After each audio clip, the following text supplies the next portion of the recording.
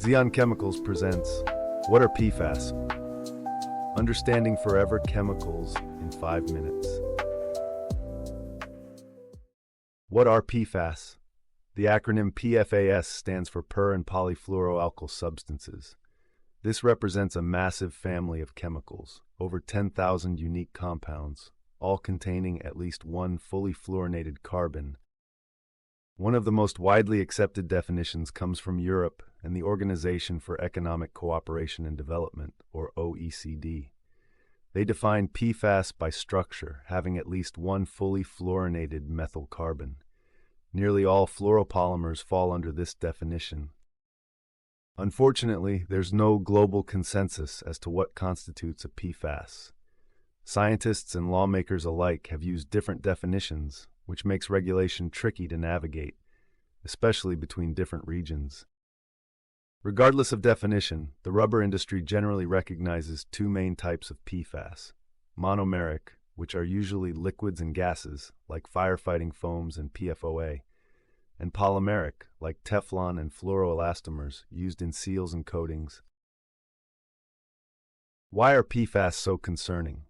Their nickname, Forever Chemicals, in and of itself illustrates the reason. The carbon-fluorine bond in PFAS is the strongest bond in organic chemistry. This bond makes PFAS very stable and resistant to chemicals and heat.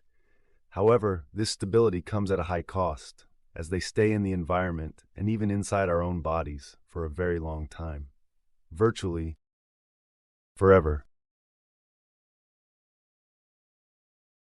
Global PFAS regulation is ramping up. In 2023, the European Chemical Agency, or ECHA, proposed banning all PFAS, citing concerns surrounding health and pollution risks. Notably, they used the OECD definition of PFAS, which includes polymers like FKM and Teflon. Thousands of stakeholders provided feedback to this proposal, and ECHA later announced they would evaluate new applications in 2024. However, their latest update in August indicated they will not be discussing the newly identified applications further. Currently, the legislation is still not finalized, and no exemptions have been announced. In the U.S., regulation varies wildly between the states. There are many different paths forward, and the vast majority of states have either initiated or already adopted legislation regarding PFAS.